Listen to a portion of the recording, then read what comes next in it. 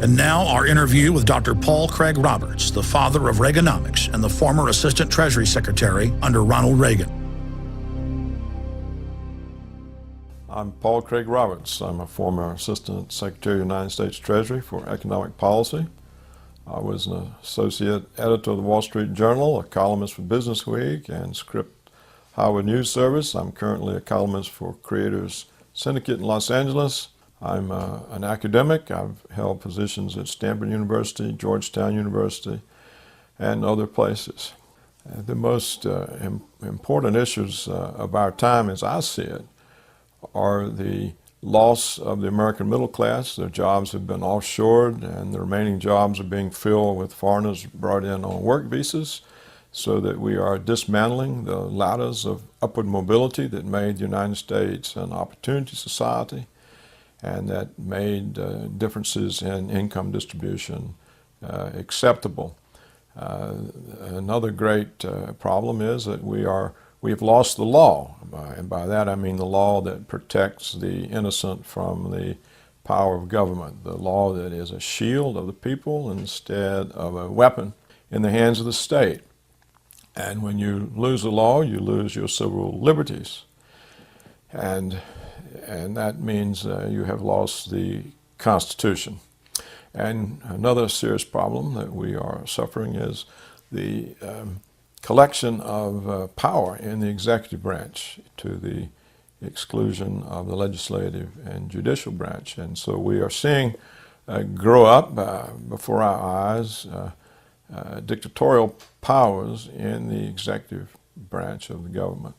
So these three are very serious problems for the United States. They threaten its political stability and the viability of the society itself.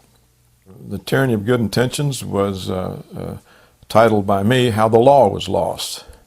And the book is about the destruction of the rights of Englishmen, which we know as the Bill of Rights, the legal principles that protect the innocent, that serve as a shield. And we are seeing all of these eroded, and law is becoming a weapon in the hands of the state.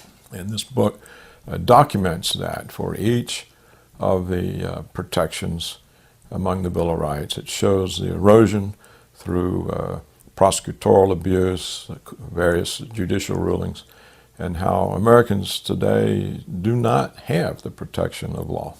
Perhaps one of the main contributing factors was that you had all sorts of agendas, single interest agendas, people chasing after devils.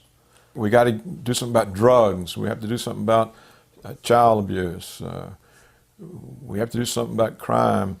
And so they made the mistake that Sir Thomas More warns against in the play A Man for All Seasons, that if you cut down the law in pursuit of your agenda, what do you do when the devil turns around on you and you've lost the protection of law? And that's exactly what has happened. We had various individual agendas that were deemed to be very important. For example, we have to do something about the mafia. We have to do something about drugs, and so on and so on. And so each one of these agendas, by pursuing it, eroded protective features in the law. And so the law was lost. The rising police state is already a product of losing the law, or the protective features of the law. That automatically gives you a police state. And in addition, we've had all the fear engendered by 9/11. And this fear was used for an even heavier assault on the Bill of Rights, the assault on habeas corpus, which prevented indefinite detention without charges. We've lost that right. All the due process rights, all the procedural rights that make it possible to enforce civil liberties. You can tell somebody they have a right, but if you take away the procedural mechanisms by which that right's enforced, they don't have the right. the erosion of our legal protections began long before 9/11 or the Bush administration. It was already moving along, and that made it easier then for the Bush regime to use 9/11 for an even fiercer assault, and that's where we stand today. Generally, when governments get powers, they don't roll them back, and we've not seen the Obama administration roll back any of the powers that Bush and Cheney claimed. I can remember when the police viewed themselves as the public servants and as protectors of the public. But in recent decades, the police have been militarized, and they now see the public as the enemy. And we see this in the enormous number of instances of police brutality toward people. Needless brutality. There'll be beatings, taser people for which there's no reason. And so, what does this mean? It means that, again, the police agencies of the state, the enforcement agencies, now view the public as an enemy, not as something that to which they are accountable. So it shows, again, the breakdown in accountability of executive agencies to the people. And of course, the police are now probably as dangerous to the public as criminals. And part of it, of course, was unleashed by the breakdown in the protective features of law. Because when, for budget reasons, you need to solve a lot of crimes or pull in a lot of people, they start planting drugs on people. The wide range of police crimes grew so that they could have more and more success in convicting people. So it's now something that's turned against the people, and perhaps is on the verge of doing so in a big way. If there's some sort of social breakdown, the police will probably be a danger to the public rather than a protector. The Posse Comitatus Act was to be sure that we were never oppressed by the military forces of our own government. And if you see that breaking down, then it tells you that the government somehow feels illegitimate, or it feels it doesn't have the support of people, or that it may be in a position in which it doesn't have support of the people, and therefore it would have to rely on coercion.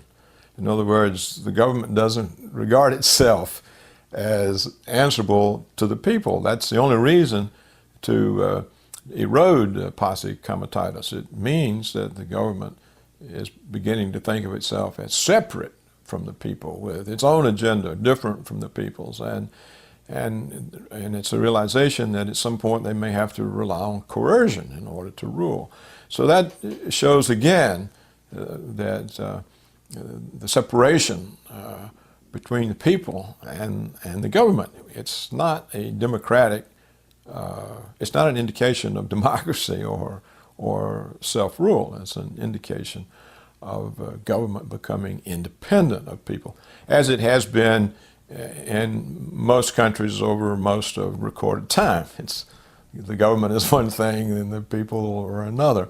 And we see that creeping back in the United States. In a gun club in which I'm a member, where we shoot at paper targets, the police are allowed to use it as a courtesy, and the local county police, and then others are allowed as well. And on some days there'll be 25, 35, 40 squad cars and scores of officers, and they're heavily armed. And it sounds like a war. I mean, they must shoot up thousands and thousands of dollars of ammunition. And I've gone there, and they've been there, for example, like 3 days in a row, just blasting away the same county even. And I stopped once and I asked myself, what are you doing? You practicing for some kind of competition. You know, you've got some big tournament coming up, and they said, "Oh no, we're practicing to win the shootout." And the shootout, and it was a small mountain type town area, and I said, "There? Who are you going to have a shootout with?" And he said, "Them terrorists." Terrorists. Well, who are the terrorists? There clearly never be any in that locale. And I think they're just preparing to put down any kind of public opposition or protest that might arise. And I think that's the reason the police are being militarized. They now are equipped by the Department of Defense with military weapons. Some jurisdictions apparently even have helicopter gunships and tanks, and they've got rocket-propelled grenades, and it's an amazing array of weapons for police, which are essentially supposed to be an investigative force to solve crimes and make a case against whoever committed a crime and present it to the prosecutor. That's what the police are supposed to do. But they're becoming like an occupation force. And they're undergoing military training with military weapons. This is an enormous departure from the role of police in the United States or in any democracy. What we can say about the G20 is that it showed two things. One, that the rest of the world is losing faith in the dollar as reserve currency, because this was what was on the minds of most of the people there. Whatever the agenda was, the real agenda on everyone's mind was the dollar. We're holding all our reserves in dollars, and you're inflating it away, and we have to do something about this. We need some alternative way of settling international transactions. So I think that was an indication that the rest of the world is losing confidence in the United States and in the dollar as a reserve currency. Now, the behavior of the police shows, again, the militarization of the police, because they were very aggressive toward people who weren't causing any trouble. And I believe the police were, frankly, disappointed that there wasn't more trouble for them to beat up on, and so they, on their own, went into neighborhoods with their new weapons or protest suppression systems, and just sort of arbitrarily abused people. So it's a further indication that the police agencies of the government are now separate from people that they're supposed to protect.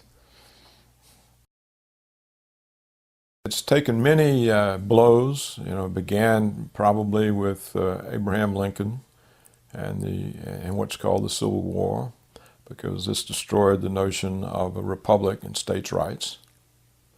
And it took another heavy blow in the Depression, when with Franklin Roosevelt and the New Deal, because that essentially took away the legislative power of Congress.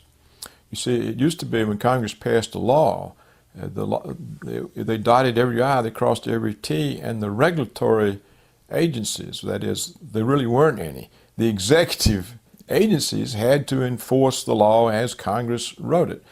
But during the New Deal, the executive branch gained the power to write the regulations that implement the law. And so, in effect, they gained the power to write the law.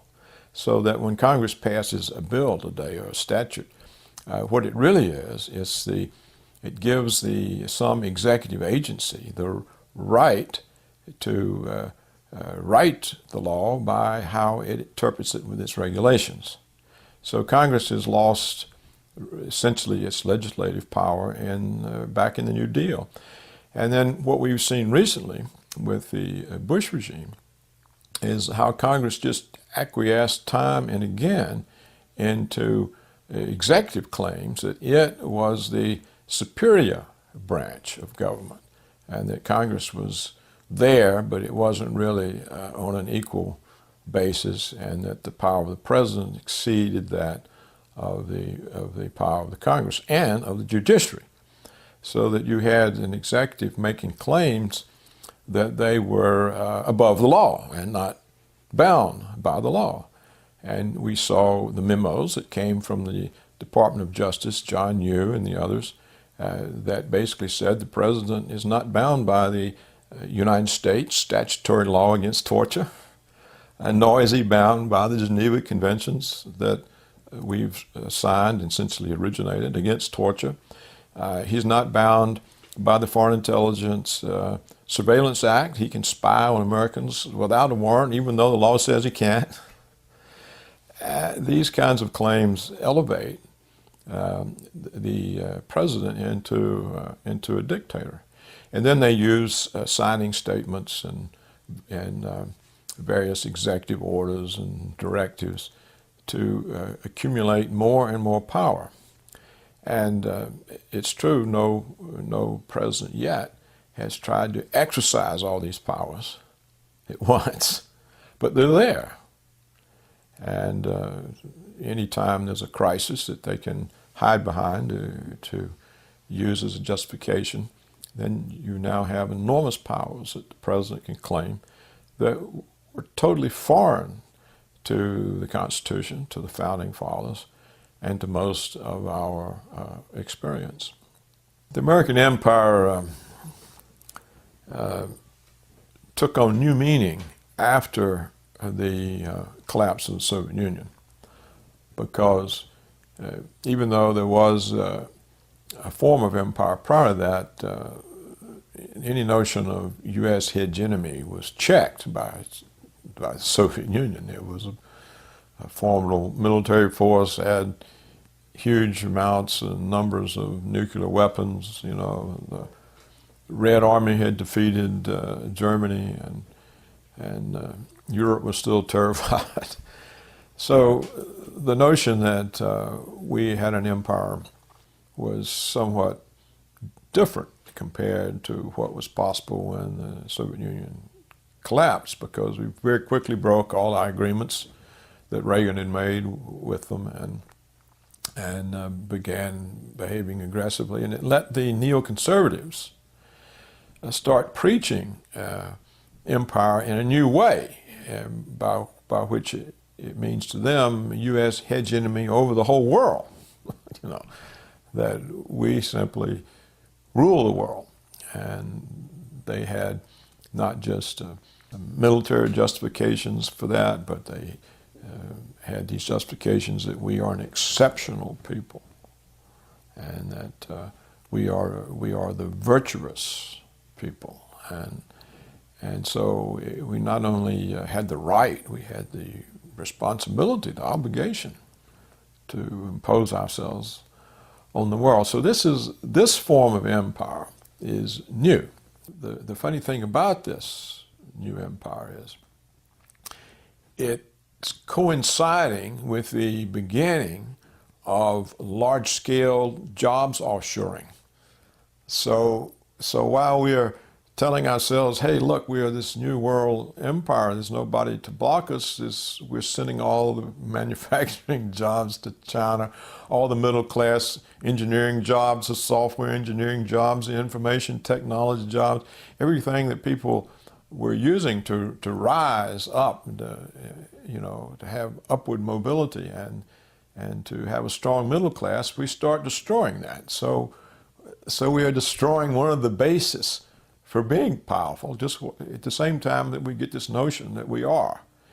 And the same with the dollar. We start then, because of all the offshoring, the trade deficit explodes. You see, if you take production that you're making in the United States and you move it abroad, you've destroyed it here and you've created it to wherever you moved it. It's now Chinese, for example. When it comes back, it's an import. And so the offshoring creates huge trade deficits. Well, and that then puts the pressure on the dollar. So that's the funny thing about this new neocon version of empire, that it rose up right while we were destroying the middle class, the manufacturing base, the engineering jobs, the middle class jobs, and the dollar. We're destroying the dollar in the process. Well, the only real reason that we were a superpower was that the dollar is the reserve currency, which means we can pay our bills in our own currency. We don't have to earn enough from exporting. We don't have to earn enough foreign exchange to pay for our imports. So we can run huge trade deficits because we just hand them dollars. We have simultaneously expanded our military adventures, which are also very costly and have to be financed. In fact, you could say essentially that our wars are financed by China. The Chinese, the trade surplus that the Chinese have with the United States, if recycled back into the United States, covers the cost of our wars. So how are you a superpower if your foreign creditors can cut you off just by not financing your deficit anymore? You've got no way to conduct war.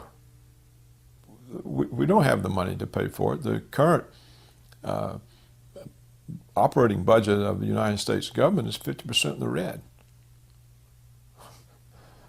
I mean, we probably couldn't even pay the president if the Chinese wasn't financing it, or the Japanese, or the Arab oil Emirates, Saudi Arabia, the people who have substantial trade surpluses. It's the recycling of those surpluses that finance the government, or that has been financing the government. And, you know, as we said earlier, the annual budget deficit is getting much larger than the trade surpluses, so there is a growing financing problem. So in that sense, the American empire that the neocons had in mind, which was a bigger, a different kind of empire than previously, an unchecked empire, that was undermined even as the ideas were being put into their heads. It was undermined by the loss of the jobs, the manufacturing base, and the beginning of serious erosions on the dollar. You know, on December the 3rd of 2009, I think it's the first time in history that 1 Swiss franc is now worth more than 1 US dollar. When I was a young man, there were 4.2 Swiss francs to the dollar. A number of years ago, I guess maybe 4 or 5 years ago, I predicted at a Brookings Institution conference in Washington that the United States would be a third world country in 20 years. And I think I'm sticking to that. Now, what could we possibly do? Here's a possible scenario to solve it. First of all, you would abolish the corporate income tax and not tax corporations on their profits. You would tax them according to where the value is added to their product. If they're producing abroad for American markets, and the value to their product is being added in China, for example, you would have a very high tax rate. But if they are producing in the United States and the value added to their product is in the United States, they'd have a low tax rate. That might offset the huge labor cost advantage of jobs offshoring, and may bring them back while there's still enough knowledge here to do the job. Ralph Gomery has made that proposal, and I support it.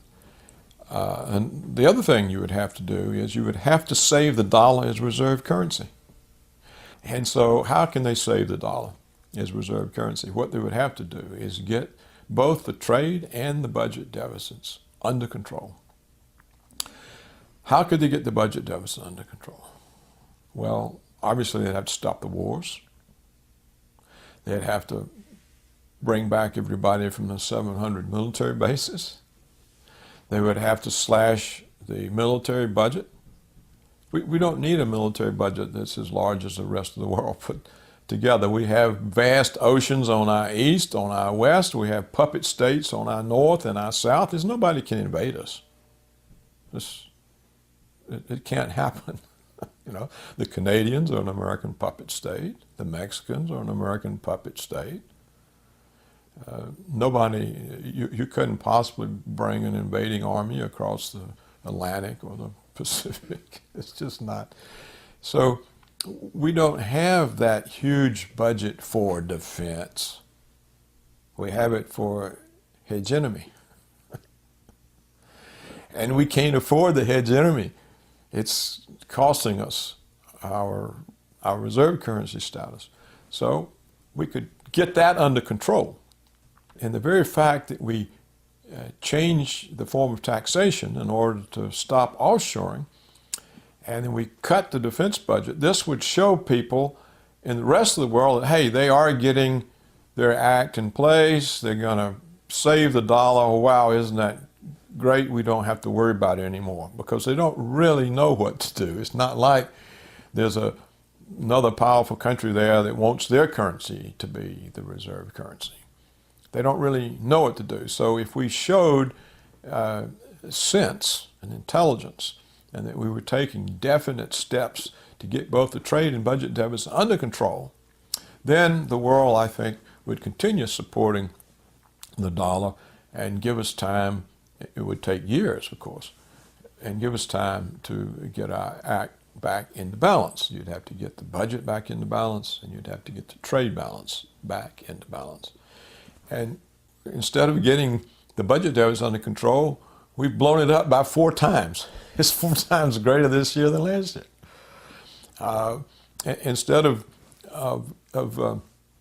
dealing with the wars and saying, hey, what are we doing this for? We're expanding it. We're putting more troops into Afghanistan. We're putting more pressure on Iran.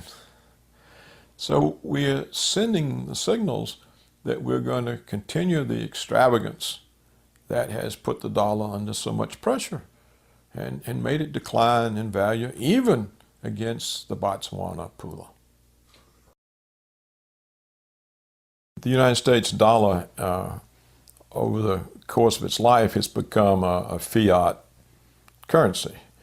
It didn't start out that way. It started out backed by gold and to some extent in different times by silver. And it therefore was commodity money. It actually could be redeemed in precious metals.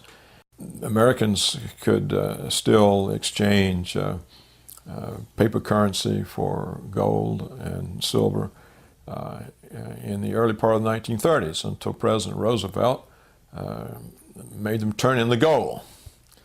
And therefore he took the domestic economy off of gold and made it a fiat currency, except there were still a few Federal Reserve notes that were silver certificates and were backed by silver, and the coinage remained silver. As the fiat part of the currency expanded, it put pressure on the ability to maintain a silver coinage, and they got rid of that in 1968. And so that was the last of our silver coinage. They also got rid of the silver certificates that were Federal Reserve notes.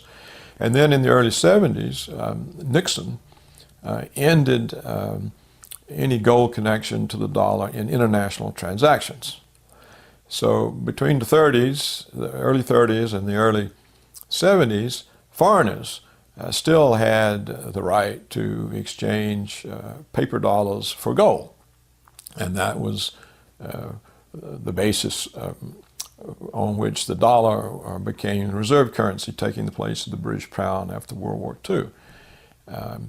But as the supply of paper dollars grew and grew, the rest of the world began to see that they couldn't be converted into gold. And when the French made an effort to convert their holdings of dollars into gold and asked the United States government to take the dollars back and give them the gold equivalent, Nixon closed the gold window. And so since the early 70s, there's been no connection between the currency of the United States and precious metals. We still had a copper penny. The penny was still a commodity money, and that ended in the early years of the Reagan administration. I can still remember the Treasury meeting when they said they were going to take the copper out of the penny, and I protested and I said, well, you mean we can't even have an honest penny? What kind of country have we become? This is the situation today. It's a paper that can be printed endlessly, and yet there has been a certain amount of discipline. They have not really run the presses because they've been able to finance their budget deficits through issuing bonds, and people buy the bonds. And when the American saving rate evaporated, the trading partners of the United States, who had large trade surpluses with the United States, used their trade surpluses to buy the Treasury's bonds. And so the money that we would pay out to them for imports would recycle and come back and finance the government's budget. So we haven't really had to print money on the level of a banana republic in order to finance the current operating expenditures of the government until recently. It's coming upon us because the fiscal year deficit in 2009 is 4 times larger than the fiscal deficit of 2008. And it's much larger than the trade surpluses of our trading partners. And therefore, there's not enough dollars to recycle to finance the deficit. And the same thing is occurring in 2010. The deficit, again, is huge. And the government itself forecasts it's going to be $1 trillion a year for the next decade. So that's 2.5 times for 10 years the size of the '08 deficit. And the rest of the world doesn't have this kind of surplus savings or surplus from their trade with the United States to buy all these bonds. So there's no way to finance them, in my view, except to print the money. One exception would be another decline in the stock market. If the stock market busts again, which it's likely to do, then people fleeing for safety will buy the bonds because that's traditional. I mean, it's habit. It's the way people behave. When they get scared of in stocks, they run and get into government bonds, and they still think the Treasury is a safe place to be. So that could finance a near-term deficit, but that'll only work once because, after the stock market crashes again, it's not likely to have a whole lot of people going back into it. So that's what we face. We face these very large deficits for which there's no obvious way of financing them except to create new money. And the way that happens is when the Treasury takes a bond, takes its new debt to auction.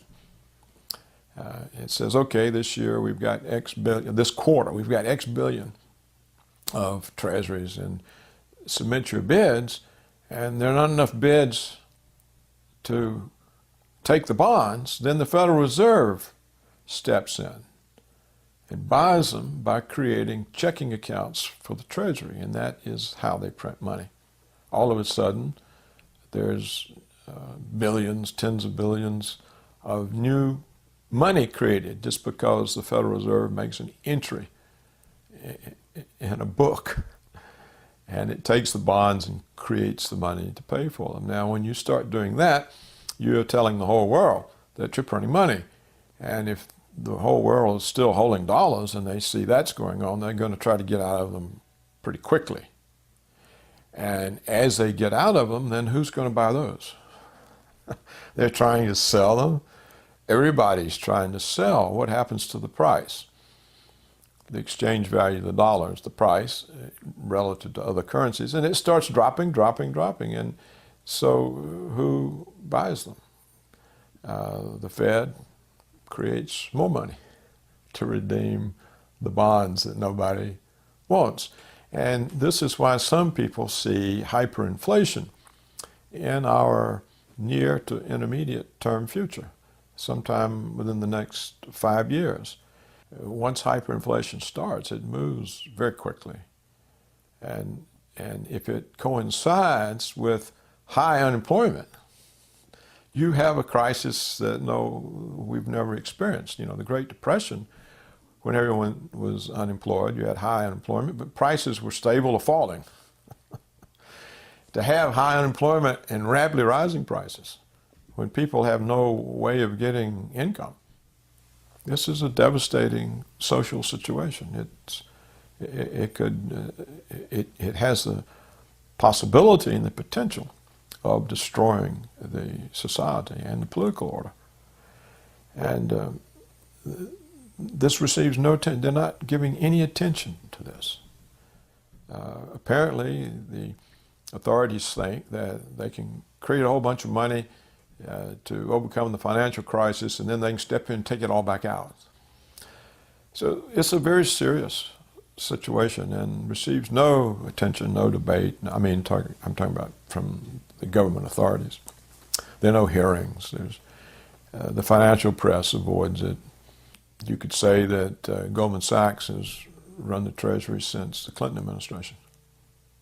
You had one Goldman Sachs CEO who was Secretary of the Treasury, and with Bush, you had another Goldman Sachs CEO who was Secretary of the Treasury, and now with Obama, we have a protege of Goldman Sachs as Secretary of the Treasury. We have all the testimony about how Goldman Sachs convinced the Securities and Exchange Commission not to require the investment banks to have reserves so that their leverage could just go up and up and up. And so you could say, who's running the policy? Or interests whose short-term interest is enriched at the expense of the long-term interest of the country. Now, whether they know that or not, or whether their time horizon is just very short, that it's this year's bonus, and at all costs. And we're a superpower, and we're full of hubris, and everybody will bail us out and do what we want, and why do we have to worry about it? We're getting it now. It could be that sort of a mentality, I don't know. When was it that the Romans realized that they were finished? When, along the long decline that they went through, did it finally, or did they think the whole time it's just some kind of setback? We're the world's power. We're the world's superpower. Nobody can field an army like ours or supply it, or they don't have administrative systems, these barbarians. Can't even maintain a siege on a city because they have no supply apparatus. And they're similar to the kinds of things you hear people say about the United States, why, we don't have to worry because we're the top dog and blah, blah, blah. So it could just keep people blind. Hubris can blind you. When I sit and think about it and I say, when we were there, could anything like this have happened? And you say no. But again, Reagan was way back. Things change. The United States had a large middle class, and it was possible in the United States for people to rise up and And that's how the middle class grew. And it was based on good manufacturing jobs, which were high productivity jobs because of the technology and capital with which Americans worked. So they produced a lot, so you could pay them a lot. And it was based on education. And we have all these huge numbers of colleges and universities and a very large percentage of people who went through university. Now, when you take the jobs that those people used to go into and you move them offshore, or you have them fulfilled by foreigners who send in the work over the internet, or you discharge your own workforce and bring in foreigners on work visas, then you have ended the ability of people to rise. You have destroyed the value of an education because the jobs that people were used to taking are no longer there for them. They've been moved offshore or filled with foreigners on work visas. And so you undermine the strength of your own society, and that's what we've done. Now, why did this happen? It's a result of two things. One, the collapse of world socialism. When the Soviet Union collapsed, the whole notion of socialism collapsed. China gave it up. India gave it up. So suddenly, the vast underutilized populations in India and China were available to American capital or any first world capital. Previously, an American company couldn't go into China and produce for the American market. The Chinese wouldn't hear about it, and you couldn't do it in India either. This opened up the extreme numbers of Indians and Chinese to work for American firms. And American firms said, hey, look, if we move from Illinois or Michigan or wherever to China, we can hire labor at a tiny fraction of the cost. Plus, we don't have other problems. There's less regulation. The government's not on our back all the time, the unions and blah, blah. So the collapse of world socialism was important. The second thing that was important was the rise of the high-speed internet. Because the high-speed internet lets intellectual work, lets engineering work, software work, design work, even radiology. You know, now the hospitals send the CAT scans or the MRIs to India to be read because they do it for $20 and they don't have to pay the American trained doctors to do this. So all sorts of intellectual work that used to provide good jobs, you know, really comfortable salaries, good careers for Americans can now be done anywhere in the world, sent in on the internet. And then the remaining jobs that are still here, the corporations have learned they can bring people in on work visas and supplant their own workforce. And they don't have any obligations to these people on work visas. They don't have any pension obligations. They don't have any career obligations. And so it's a way to greatly increase the profits of firms by minimizing labor costs. So that's what made it possible. Now, what pushed for it? Well, Wall Street. Wall Street pushed the firms to enhance shareholder value, that is, to drive up the share price. And you drive up the share price by driving up profits, and you drive up profits by driving down labor costs. And so the pressure from Wall Street on firms and also from takeovers. There are all sorts of shareholder activists who would descend on a firm and say, we can run this firm better than the current management. We're going to vote for us. Take us, make us the management, get rid of the old management. We're going to do better. It's another reason for them to move their production offshore, because profits go up. And then you had Congress, which in its great unwisdom passed a law that that an executive of a corporation, their pay, their salary was capped at $1 million a year. And if you paid them more than that, it could not be treated as a business expense and deducted from profits, unless it was performance-based. And performance-based, again, means did profits grow? So the whole system then gave the incentive to the managers to move as much offshore as possible. And once it started, of course, Walmart then told all of its suppliers, meet the Chinese price. These are the things that it destroyed the prospects for the middle class. And of course, by taking away the value of an education, sooner or later people are going to realize, what am I paying all these tens of thousands of dollars for an education when I get a job as a waitress or a bartender or temp or hospital orderly, or this doesn't make sense. How am I going to pay off these student loans? What is going on? So at some point, when this realization hits, the universities won't have any clients because you can't get anywhere. There are all sorts of software engineers, and they come out, they get graduated, and there's no jobs. There's nowhere for them to work because the jobs are offshored, or they're filled, and the work comes in on the internet. This is a very serious thing. How do you save the middle class when the jobs that they occupied are dwindling?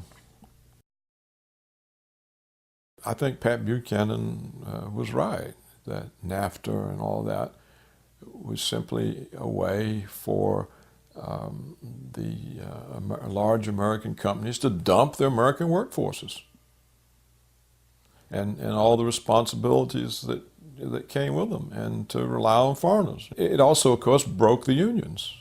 I mean, the unions are essentially wiped out because the industrial jobs are gone. So there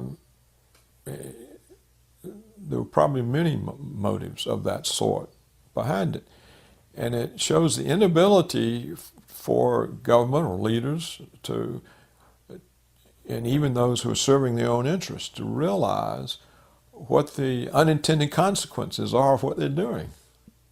See, in the end, all of this destroys the American market for the offshore goods, because when you lay off your workers and you make the goods with, say, Chinese, and you bring them back in here to sell them to people, well, the workers are laid off. Where they got any money? When you divorce a significant percentage of your population, if you divorce their incomes from the production of the goods and services that they consume, they can't buy them.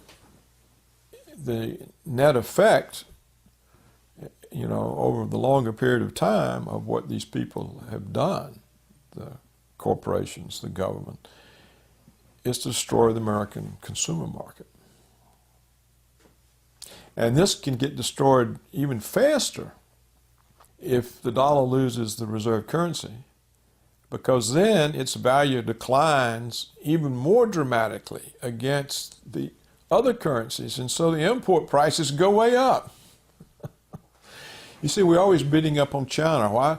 You've got your currency undervalued. Raise the value of your currency. Well, is that what you want to tell somebody, that you're heavily dependent on imports from China? Push up your prices. You see, there'll come a time when Americans walk into Walmart and they think they've walked into Neiman Marcus. You see what I'm saying? The minute the dollar declines to the Chinese currency, wow, prices are going to rise. People don't have incomes already. How are they going to pay these prices? So just the complete absurdity of the whole thing. I mean, it's really an absurd situation that we have gotten in, and it shows a complete failure of leadership, politically, intellectually, business-wise. And the people themselves, they don't pay any attention. Who knows about this? It's the laid off people who know about it. The ones who are laid off. Everybody else is somewhere else. How bad can it get? It can get worse. And it will get worse.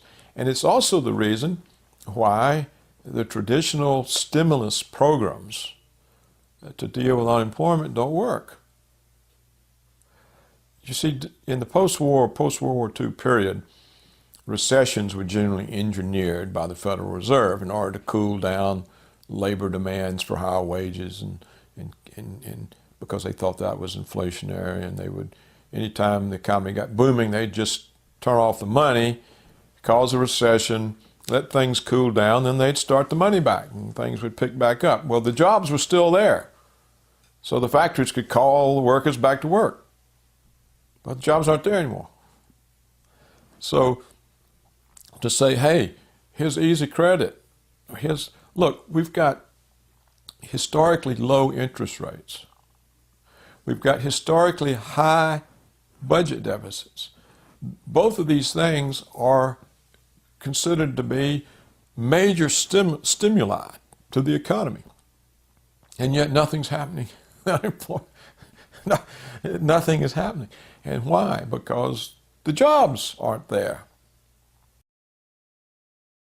Certainly over the course of its history, the Federal Reserve has caused a lot of problems. For example, right after it was created, it caused the Great Depression. It didn't do it on purpose, but it failed in its responsibility to be the lender of last resort to the banks. And when the banks were failing because of runs on the banks and the inability to call in loans fast enough to pay off depositors, it was a responsibility of the Federal Reserve to get up carloads of cash and rush over to the bank and deliver it so they could pay off the customers and stop the runs. And as the banks failed, the money supply shrank. You know, every time a bank failed, in those days, there was no FDIC, no guaranteed deposits. So when a bank failed, the money supply shrank by the amount of the deposits in the bank. So there were a lot of bank failures, so the money supply was shrinking. And the Federal Reserve did take expansionary actions. They just never took them enough to offset the shrinkage. They misjudged, or they didn't know what they were doing, or something. But the net effect was the supply money shrank.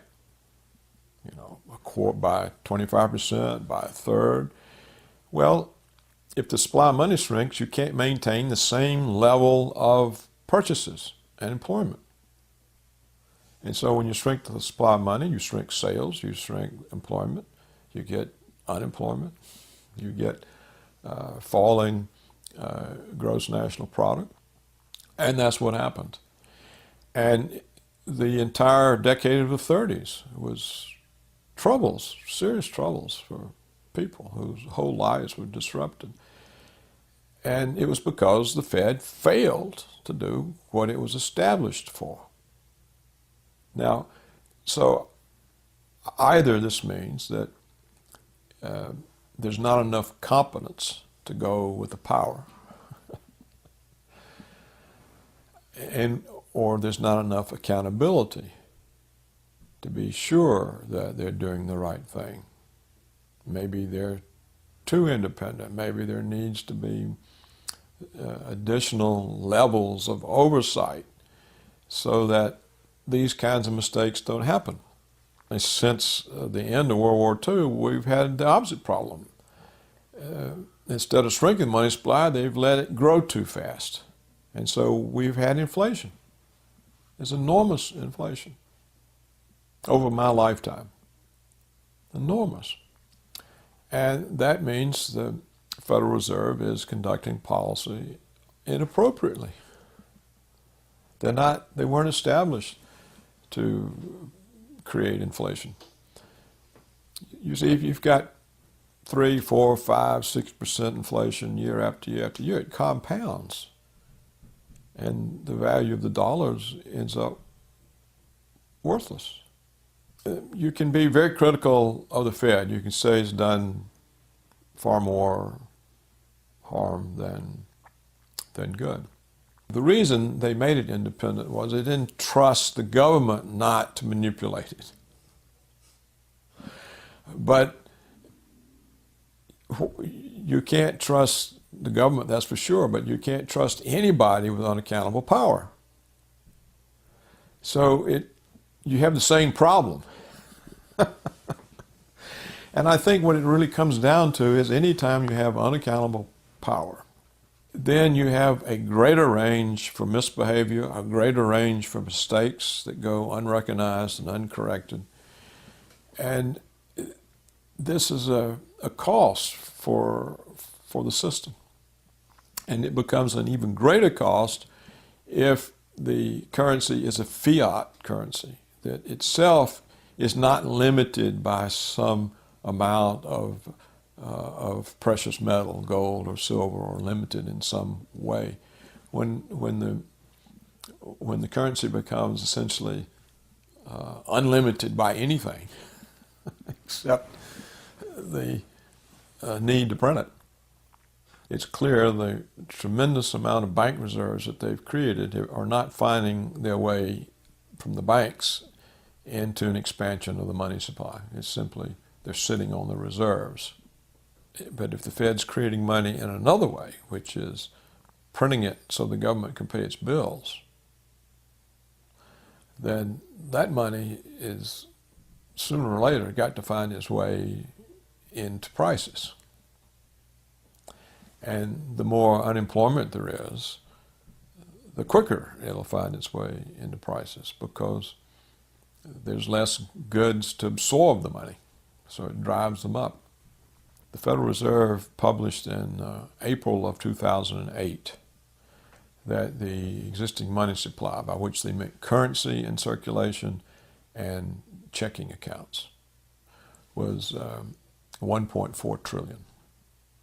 That was the money supply in spring of '08.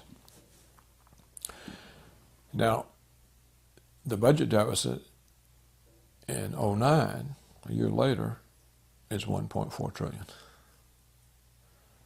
If they had to print 1.4 trillion to pay that deficit, the money supply would have doubled in 1 year, right? Next year, they say the deficit is going to be 1.4 trillion.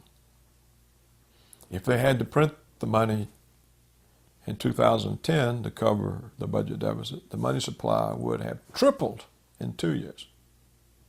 If something like this happens, that they have to print these huge sums of money, the inflation is going to start up. And look at the enormous reserves in the banking system that are there to be drawn on to fuel the inflation. Once prices start rising, then if real estate prices go up, then people's homes are out of trouble. That's one way to get rid of the real estate crisis, is to inflate away the value of the mortgage debt. Once that starts, the banks will be lending everywhere. And so you would have a tremendous ability for a massive inflation, and a long-lived one. And how would you stop it? The only way these things have ever been stopped is they just say, okay, that currency no longer exists. We're creating a new one. One new dollar is equal to 100 trillion old dollars. These are all implications of what is going on. And when the implications of what you're doing are so dire, you should stop. But we don't. We don't stop. The Afghan war, at a minimum, it's just in out-of-pocket expenses, it's $100 billion a year. Now, if you then count the incurred medical care for the troops for the rest of their life, you the cost of replacing all the equipment that gets blown up, the loss of $100 billion of resources for better uses. The cost of the war is huge. We're not in a position we can afford any such war. Particularly, when we have to borrow it and then pay the interest on $100 billion to the Chinese. It's not sensible.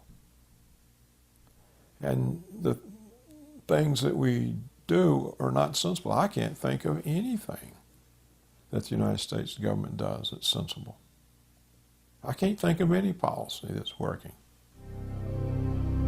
Remember, lovers of liberty, these video interviews have all been exclusive, and they're going to be archived at prisonplanet.tv. Please download them, burn them to disk, and give them to everyone you know.